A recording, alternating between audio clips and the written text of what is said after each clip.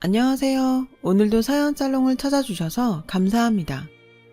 저는 40대 가정주부입니다. 가난한 집안의 딸로 태어난 제가 소문난 땅부잣집에 시집을 가게 되면서 겪었던 사연을 보내봅니다. 시작부터 쉽지만은 않은 결혼이었어요. 말씀드렸던 것처럼 저희 친정은 무척이나 가난했고 시댁은 돈 아까운 줄 모를 만큼 떵떵거리면서 사는 땅부잣집이었거든요. 일찍이 세상을 떠난 시아버님께서 부동산에 아주 큰 안목이 있으셨던 덕분이라고 들었어요.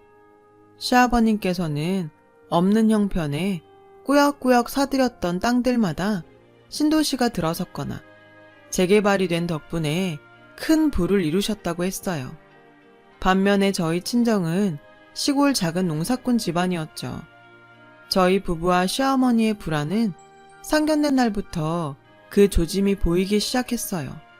시어머니께서는 최고급 중식당에 예약을 잡아놓으시고는 저와 친정아버지를 위해서 짜장면과 짬뽕 딱 2가지만 주문하셨더라고요. 시어머니 당신과 제 남편 앞에는 온갖 호화로운 중국 음식들을 주르르 깔아놓으셨으면서요.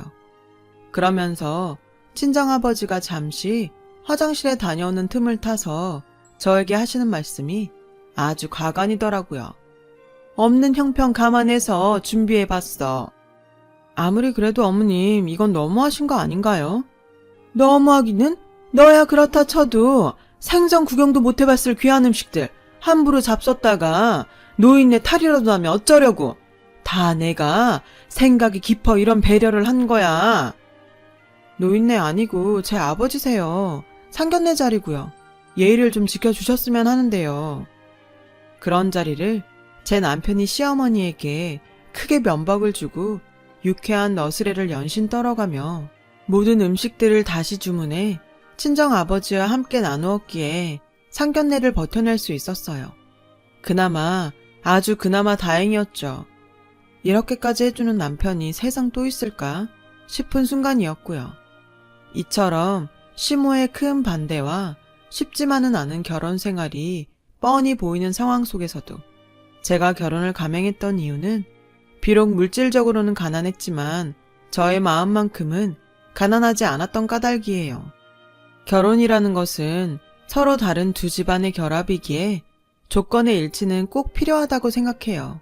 하지만 그 조건이 물질적인 부분에 국한되어서는 안 된다고 생각했죠. 제일 중요한 건 결혼 당사자의 마음 아닌가요? 제가 남편을 친정 아버지만큼이나 사랑하고 남편도 저를 세상 무엇보다 사랑해 주었던 것과 같은 마음이요. 특히나 살림은 저와 남편이 차리는 것이지 저와 시어머니가 차리는 것도 아니라고 생각했거든요. 물론 시댁으로부터 금전적인 지원이라고는 10원 한 장 의존할 마음조차 없었기에 가능한 생각이었지만요. 제 착각이었을까요? 시어머니께서는 돈 많고 돈에 눈까지 멀어버린 데다가 심성 고약한 시모들의 못된 행동들을 그대로 답습하셨어요. 당연히 이 결혼 반댈세 하는 행패였죠. 저와 결혼하면 남편을 다시는 보지 않겠다느니, 유산은커녕 시댁에서 돈 한 푼 나올 기대조차 하지 말라느니, 심지어 저에게 남편 키운 값을 내어놓고 시집을 오라느니 따위에 아주 흔한 꼬장이었습니다. 시어머니께서는 거기에 그치지 않고 말끝마다 이런 소리를 덧붙이셨어요. 이 결혼이 정 그렇게 하고 싶거들라 내 눈에 흙부터 뿌려. 정말 그럴까요? 그렇게 해드리면 마음이 편해지시겠어요? 어머머 얘 좀 보게. 이래서 없이 산 것들이랑은 얘기부터 통하지를 않어. 어머님도 젊으셨을 적에 없이 사셨다고 들었는데요. 사실과 다른 부분이 있음 말씀해 주세요. 생각 같아서는 진짜로 눈에 황토 한 수저 넉넉히 넣어드리고 싶었어요. 하지만 꾹꾹 참았어요. 저도 친정아빠가 곱게 키워주신 딸인데 못된 시어머니랑 똑같이 굴기에는 체면이 너무 아까웠으니까요. 남편도 황토 한 수저 하는 저의 생각과 같은 마음이라고 해주었고 그만하면 잘 참았다고 하더군요. 그렇게 시어머니는 하루에도 너댓 번씩 저희 부부의 결혼을 반대하셨지만 저희 부부는 눈썹 하나 까닥하지 않았죠. 오히려 그럴수록 결혼을 향한 저희 부부의 간절함과 시어머니를 향한 남편의 실망만 커져갔을 뿐이었어요. 시어머니께서 그러거나 말거나 저희 부부는 결혼 준비를 착착 진행했어요. 시댁 친척들에게 인사를 드리고 다니던 어느 날이었어요. 당숙 한 분께서 시어머니가 저희의 결혼식에 참석하지 말라는 경고의 말을 친척들께 돌리고 다닌다는 이야기를 넌지시 털어놓으시더라고요. 당숙께서는 고맙게도 저를 걱정해 주셨어요. 내 시어머니 될 여자가 절대로 만만한 사람이 아니야. 그래도 괜찮겠니? 솔직히 그런 걱정이 없다면 그건 거짓말이겠죠. 하지만 그렇다고 해서 결혼을 포기하기에는 저희 둘 서로에 대한 확신이 있어요. 그 여자 있는 티에 돈지랄이 여간하지가 않을 것인데 정말 감당할 수 있겠어? 그럼요. 돈을 무기로 쓰는 건 그 돈을 바라는 사람한테나 먹히는 거죠. 돈 보고 하는 결혼도 아니고 앞으로 시댁 재산에 눈독 들일 생각 추호도 없습니다. 그래. 그러면 우리가 자네의 힘이 되어줌세. 우리 믿고 잘 살아보시게나. 듣자 하니 평소 시어머니께서는 시댁 친척분들께 외면을 당하고 있는 눈치셨어요. 당숙 어른의 말씀에서 시어머니의 있는 티와 돈질 아래 학을 떼고 있다는 사실이 고스란히 느껴졌어요. 덕분에 시댁 친척분들께서는 저희 부부의 편이 되어주었고 그렇게 결혼식 당일이 밝았습니다. 시어머니는 당연히 결혼식에 나타나지 않으셨어요. 하지만 저희 부부는 전혀 개의치 않았어요. 오히려 저와 친정아버지는 감동의 연속이었죠. 친정 측 하객들 앞에서 저희가 부끄러움을 느끼기는커녕 자부심을 갖게 될 만큼 시댁 친척 어른들께서 앉을 자리조차 부족할 정도로 결혼식장을 가득 채워주셨거든요. 친정 쪽 하객들은 얼마나 대단한 집안과 얼마나 예쁨 받으면서 하는 결혼이기에 문중 어르신들까지 총출동했냐면서 감탄에 감탄을 하셨고요. 그리고 무엇보다 결혼식에 어머니의 부재가 느껴지지 않을 수 있었던 데에는 저와 남편이 미리 준비를 해둔 이유도 컸어요. 시어머니께서 결혼식에 오지 않을 것이라고 예견했던 저희 부부는 간소화된 결혼식을 준비했고 주례산이 양가 부모 맞절 같은 형식적인 절차는 대폭 줄였거든요. 시어머니의 빈자리는 문중 최고 어르신인 종부 내외께서 최고의 격식과 예우를 갖추어 화촉을 밝혀주시는 것으로 대신했고요. 이만하면 아니지, 그야말로 행복과 축복으로 가득한 결혼이었어요. 그러나 제가 아무리 결혼식에 만족했다고 해도 남편은 시어머니의 행동이 영 미안한 눈치더라고요. 신혼여행을 떠나는 내내 자꾸만 사과를 했어요. 저는 그런 남편을 꼭 끌어안아 다독였고요. 사랑해줘서 고맙고 나랑 결혼해줘서 고마워. 내가 당신의 와이프라는 사실이 부끄럽지 않도록 앞으로 더 잘할게. 암튼 못 말려 진짜. 이러니 안 반하고 결혼 안 하고 배겨? 내 말이 이렇게 매력적인 여자를 가만히 내버려 둘 수가 없지. 그래도 약속 하나만 해주라. 우리 엄마 같은 엄마는 되지 말아줘. 당연하지. 시어머니 같은 엄마는 되지 않을게. 그렇게 저희 부부는 다짐했어요.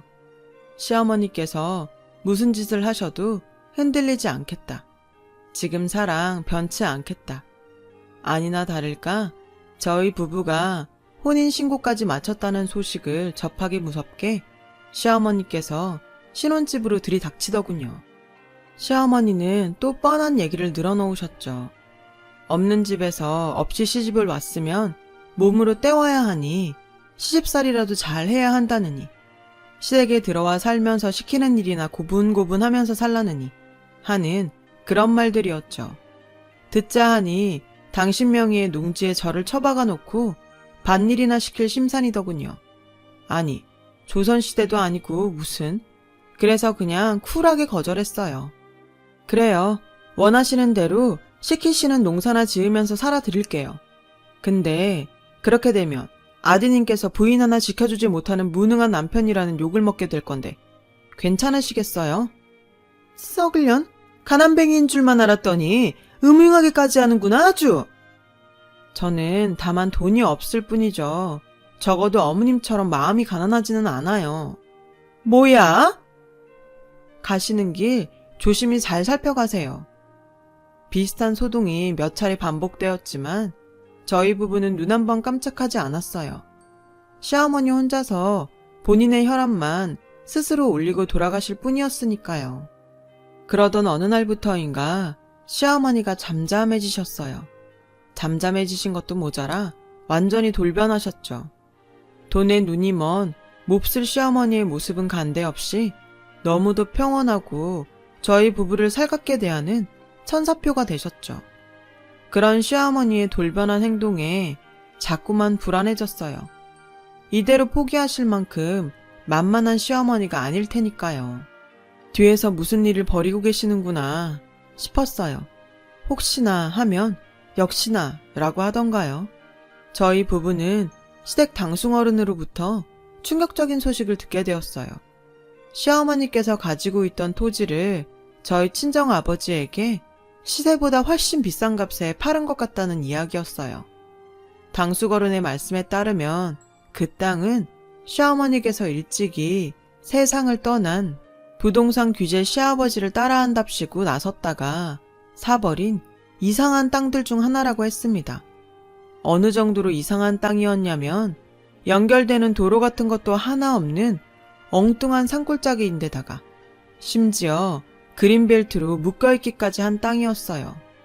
시어머니는 그런 식으로 이상한 땅들을 전국 각지에서 사들였고 그 땅을 유지하기 위한 비용이 어마어마하게 들어가는 통에 시아버님이 남기신 그 많던 재산들이 눈에 띄게 줄어들고 있는 상황이라는 이야기도 들었죠.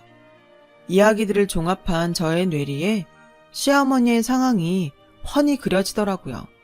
시어머니께서는 엉뚱한 땅을 사느라 날려버린 돈 욕심에 미쳐버렸고 남편을 좋은 집안에 장가보내면서 그 손해를 메꾸어 보려고 하셨는데 덜컥 가난한 집안의 여식인 제가 시집을 와버렸던 것이었어요. 그것이 억울해서 저와 친정아버지께 돈 타령을 그렇게 해댔던 것이었고요. 기분이 더러웠죠. 무엇보다 헐값에 준다고 해도 안 가져갈 똥땅을 심지어 시세보다 훨씬 비싼 값에 팔았다는 사실에 시어머니를 향한 소름이 돋았어요. 저희 부부는 미처 마음을 추스를 겨를도 없이 급하게 친정아버지부터 찾아뵈었어요. 이게 다 무슨 얘기야? 아빠가 무슨 돈이 어디서 나가지고 땅을? 그냥 늙음하게 자연을 벗삼아 여생이나 보내볼까 싶어서 그랬지. 거짓말. 돌아가는 상황 대충 다 알겠으니까 솔직하게 얘기해줘요. 아휴, 그럼 어쩌니? 아들 키움값 보상하지 않으면 너희 부부 이혼시키겠다고 하루가 멀다 하고 행패해 협박을 그렇게 해대는데. 아빠도 참, 진짜. 아니 그렇다고 그걸 당해주는 사람이 어딨대요. 니들 알콩달콩 잘 사는 모습을 보니 차마 집안 어른 때문에 이혼까지는 안 되겠더라. 대출이든 뭐든 껴서 너희 부부 지켜줄 수 있으면 차라리 잘된 일이다 싶었지 뭐. 그게 부모 마음인 거야. 일단 알았어요. 아무 걱정하지 마. 듬직한 딸이랑 사위가 있는데 뭐가 걱정이래? 빚은 우리가 어떻게든 갚아 나갈게요. 시어머니께서는 저와 남편이 갖은 협박과 돈지랄에도 이혼을 할 기미가 보이지를 않자 친정 아버지를 괴롭혔던 것이었어요. 아들 키움값은 받아야겠다는 이유로 그 똥땅을 비싼 값에 팔아버린 것이죠. 아빠는 딸 자식이 파경을 맞을까 걱정하는 마음에 끌어올 수 있는 빚이란 빚은 모조리 끌어다 쓰면서까지 똥땅을 살 수밖에 없었댔습니다. 걱정이 오죽 심했으면 그 사이 친정아버지께서 많이 늙으셨더라고요. 친정아버지께서 사채에 손을 대지 않은 것만 해도 다행일 지경이었고요. 시어머니의 해괴한 행동에 분노한 저희 부부는 며칠 생각을 정리했어요. 그리고는 시댁 친척 어른들을 찾아뵈었고 모든 사실을 털어놓으며 시어머니와의 의절을 하겠다는 뜻을 전했습니다. 시댁 친척 어른들께서는 저희 부부가 결혼식을 올리던 그때처럼 저희의 힘이 되어주셨어요. 거칠 것이 없어진 저희 부부는 곧장 시어머니에게 향했어요. 그리고 의절을 선언했습니다. 왕따라고 들어보셨어요? 당신 이제 왕따야. 모든 세상이 당신을 따돌리게 될 거야. 보자 하니까 시어머니 앞에서 버르장머리 없이. 시어머니? 웃기지 마. 당신 오늘부로 아들 없어졌어. 친척분들도 당신 평생 안 보고 살겠다고 하시던데? 오히려 속이 후련하시다고. 왜냐고? 당신이 온갖 돈지랄을 떨어준 덕분에 그분들 모두 우리 편이거든. 가진 것도 얼마 되지도 않는 것들을 내가 무서워할 것 같든? 어디 못난 끼리끼리 지지고 볶아 보라지. 그래요. 평생 그렇게 살아봐. 돈 무서운 줄 모르고 돈맛에 취해서 세상 혼자 외롭게 살아봐 어디. 후회하는 날 반드시 올 거니까. 시어머니와의 의절을 선언한 저희 부부는 신혼집을 처분했고 친정아버지가 계시는 친정집으로 들어가 살게 되었어요. 신혼집을 처분한 돈으로는 친정아버지가 똥땅을 사느라 끌어와야만 했던 대출 원금의 일부를 갚았죠. 이후 저희 부부는 친정아버지를 극진하게 모시고 살면서 열심히 일했어요. 대출 원금과 이자를 차근차근 갚아가면서 말이죠. 마침 꿈도 하나 생겼습니다. 빚을 모두 다 갚고 난 뒤에 시어머니가 팔아버린 그 땅에 전원주택을 하나 짓고 저와 남편 그리고 친정아버지 세 식구 오손도손 살겠다는 꿈이었어요. 그렇게 6년 남짓한 시간이 흘렀어요. 저희 부부는 누구보다 열심히 일했고 필사적으로 절약하며 6년을 보낸 덕분에 친정아버지가 똥땅 사느라 생긴 빚들을 모조리 갚았죠. 그러던 어느 날 저희 부부가 마지막 대출 원금을 송금하면서 모든 빚을 청산하던 때였습니다.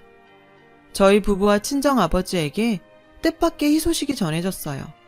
친정아버지의 똥땅이 재개발 구역으로 확정되었다는 소식이었습니다. 재개발 확정 소식에 똥땅의 땅값은 수만 번 들이마셨다가 내식이 무섭게 뛰더라고요. 눈 한 번 깜빡이고 나면 또 뛰었습니다. 그렇게 뛰어버린 땅값만 친정아버지께서 시어머니에게 주었던 땅값의 수십 배에 이르렀어요.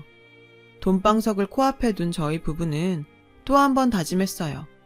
시어머니처럼 돈에 미친 사람은 되지 말자고요. 그러는 한편으로 금싸라기가 된 땅을 노리는 시어머니의 접근에 대비했죠. 아니나 다를까 시어머니가 득달같이 달려오더군요. 그동안 엉뚱한 땅들에 얼마나 많은 재산을 탕진하셨을지 그 사연들을 훤히 보여주는 초라하고 남루한 행색으로요. 남남된 지가 벌써 몇 해인데 그렇게 염치가 없으신 건가요? 아님 정말 돈에 눈이 멀어 계신 건가요? 지난 일은 괜히 문제 삼지 말자꾸나. 작은 허물 하나쯤 없는 사람이 어딨다고. 작은 허물? 사돈을 협박한 것도 모자라서 돈까지 뜯어낸 행동이 작은 허물쯤이던가요? 미안하다. 내가 잘못했다. 그러니 자네도 이만 화 풀고 일단 지난 일들부터 정리하자꾸나. 내 사돈께 원금만큼은 그대로 돌려드릴게. 원금이요? 요즘 시세 모르시나? 원래 내 땅이야, 내 땅! 그럼 뭘 더 해줘야 되냐? 일단 생각해보고 통보해드리죠. 돌아가 계세요. 통보? 통보? 어머, 협상이라고 하자고 그럴 줄 아셨나 보다. 안녕히 가세요. 시어머니는 그날은 일단 돌아가셨지만 하루에도 수십 차례씩 전화에 문자에 저희 부부를 들들 볶아댔어요. 물론 금싸라기가 된 그 땅을 친정아버지께 팔았던 당시의 금액만큼으로 다시 매입하겠다는 뜻은 굽히지 않으셨죠. 그런 시어머니의 모습에 저희 부부는 작은 동정마저도 없이 사라지더라고요. 그래서 시어머니에게 땅을 팔 듯 말 듯 애간장만 아주 잔뜩 놓여놓고는 건설회사에 팔아버렸어요. 오른 시세 그대로 받았고 세금 한 푼 속이지 않고 모두 정직하게 내었죠. 그러자 시어머니께서 또 저희 부부를 찾아와 갖은 원망에 저주의 말들을 쏟아내며 대성통곡을 해댔습니다. 이에 저희 부부는 시어머니를 상견례 그날처럼 최고급 중식당으로 모셨어요. 그리고 또 상견례 그날처럼 짜장 한 그릇, 짬뽕 한 그릇으로 대접했고요. 기억하시죠, 상견례? 너 세상 그렇게 사는 거 아니다. 그게 누구 입에서 나올 수 있는 이야기인지는 모르겠고 일단 그거라도 잡수고 가시던가요. 이걸로 그쪽과 우리 사이에 빚은 없는 겁니다. 시어머니는 홀이 떠나가라 길길이 날뛰더라고요. 어머니 말씀이 맞네요. 이래서 없는 것들이랑은 얘기부터가 통하지를 않는 거야. 그쵸? 썩을년? 그따구로 살아봐라 어디. 내 평생 저주할 거야. 참고로 탕수육은 일부러 안 시켰습니다. 앞으로 평생 구경도 못할 귀한 음식을 함부로 잡섰다가 노인네 탈이라도 나면 안 되니까요. 마침내 저희 부부는 시어머니와의 모든 악연을 철저하게 끊어내었어요. 금싸라기 땅을 매매해 얻은 금전으로는 평생 저를 위해 고생만 하면서 살아오신 친정아버지와 살기 위한 아파트를 마련했어요. 아파트를 마련하면서 저는 눈물을 훔치고야 말았어요. 시골 농부인 줄로만 알았던 친정아버지의 취향이 글쎄 완전 대도시 취향이시더라고요. 특히나 강남 주상복합 아파트를 선호하셨습니다. 그런 분께서 오직 저 하나만을 위해 좋아하지도 않는 시골에서 농사를 지으셨다고 생각하니 눈물이 멈추지를 않았어요. 친정아버지께서는 당신 팔자에 너무 과한 사치 아니냐며 망설이셨지만 저희 부부는 이 정도 받고 이 정도 누리실 자격 충분히 되신다면서 친정아버지를 달래드렸죠. 그렇게 저희 부부는 꿈에 그리던 대도시의 삶을 시작하시게 된 친정아버지의 모습을 보며 친정아버지에게 진 마음의 빚을 갚기 위해서라도 더 극진히 모셔야겠다고 다짐했어요. 그날 이후로 저희 부부는 친정아버지를 모시며 여유로운 삶을 살고 있습니다. 치열하게 일을 하기보다는 가진 재산을 아껴가면서도 신중하게 불려나가는 삶을 택했어요. 여유로운 시간 동안을 서로 더 많이 사랑하며 지내기로 했어요. 저희 부부에게 힘이 되어주셨던 시댁 친척 어르신들을 위해 집안의 대소사도 마다하지 않고 도와드렸죠. 그렇게 평화롭기만 하던 어느 날 시댁 당숙 어른으로부터 시어머니의 근황이 들려왔습니다. 그 여편네 평생을 돈돈 하더니만은 결국 돈에 지쳐 시궁창에 빠졌더구나. 무슨 말씀이세요? 엄한 땅 사느라 또 그 땅 유지하느라 시아버지가 남기신 재산 왕창 까먹고 있었던 건 알지? 그럼요. 시어머니 그 꼴장을 제가 다 겪었는데요.